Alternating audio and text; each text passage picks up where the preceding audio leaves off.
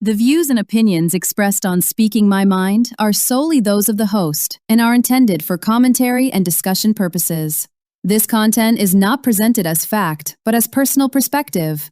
This commentary is protected by the First Amendment.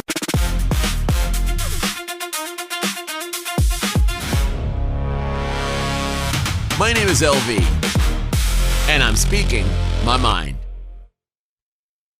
Folks, today we're going to talk about somebody who has suddenly become one of the most talked about people in Donald Trump's orbit. Her name is Natalie Harp. Now, before anybody gets their feelings hurt, let me establish something right up front. Natalie Harp is not some random person who wandered into the White House looking for a selfie with the president.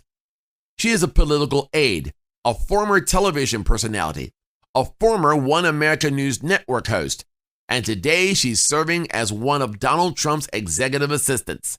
She's 35 years old, and apparently when it comes to Donald Trump, Natalie doesn't believe in the concept of personal space. I'm kidding. Well, sort of. Because the stories coming out just about how devoted she is to Donald Trump are becoming the stuff of political folklore. Harp first gained Trump's attention after publicly crediting his right to try legislation with helping her obtain treatment during her battle with cancer. She later appeared at the 2020 Republican National Convention, worked for OANN, and eventually became part of Trump's inner circle. And then came the nickname, the Human Printer. Why? Because Natalie has reportedly followed Trump around with a portable printer, printing out information, social media material, and other things for him to review.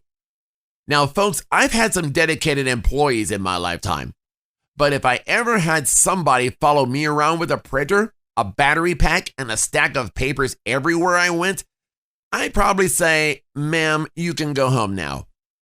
But apparently that's not Natalie's philosophy. Her philosophy seems to be, whenever Donald goes, so goes the printer. Trump goes to the golf course, Natalie. Trump gets on an airplane, Natalie. Trump needs something printed, Natalie. Trump wants something posted on Truth Social, apparently Natalie may be involved in that too.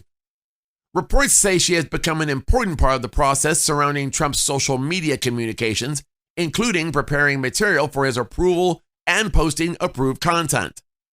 And this is where things get fascinating, because there's a difference between being a loyal employee and making your boss look like the center of the universe. And that's where the Natalie Harp story gets downright surreal.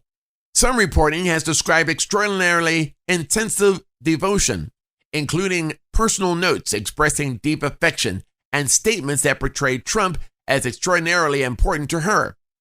Her brother has publicly described her devotion as an unhealthy obsession, while the White House and Trump's allies have vigorously defended her loyalty and professionalism. Now, I'm not a psychiatrist. I'm not going to diagnose Natalie Harp with anything, and I'm certainly not going to tell her what she believes. But watching all of this from the outside, sometimes you get the feeling that we're only one dramatic organ rendition of Nearer My God to Thee away from somebody putting a halo over Donald Trump's head. And that's why I have to ask, when did political loyalty become a religious experience?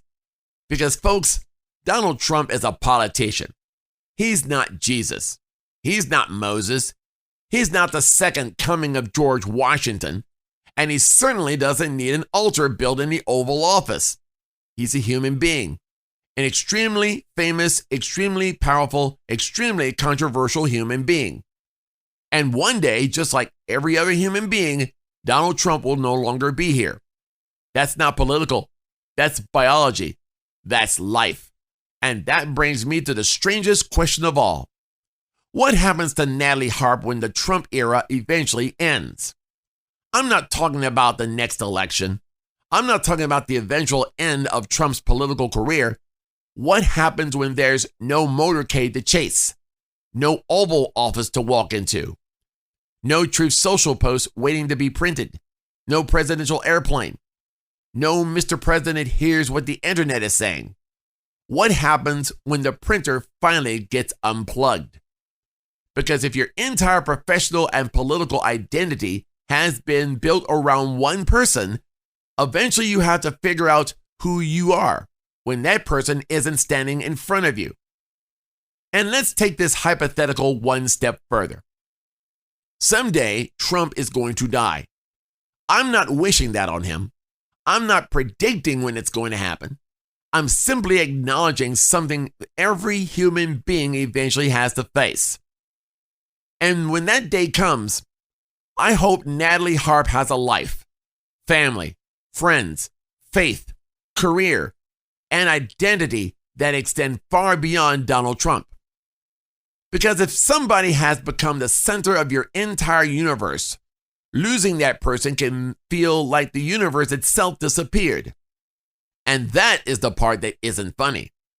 The funny part is the spectacle, the printer, the constant presence, the seemingly endless devotion. The idea that somebody's job description apparently includes being 3 steps behind Donald Trump at all times. But underneath the comedy is a serious question. Who are we when the political leader we worship is gone?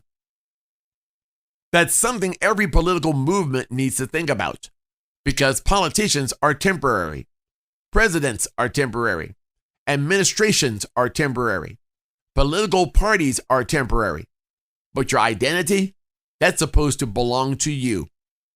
So, Natalie, if you're listening, keep the printer, keep doing your job, support whoever you want to support. But please remember one thing. Donald Trump is a president. He's not God.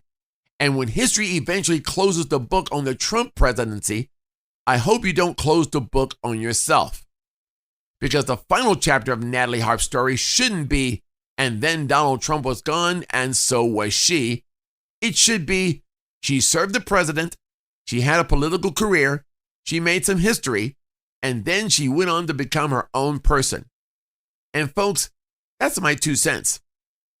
I'm just wondering whether the printer has a retirement plan. My name is LV, and I have spoken my mind.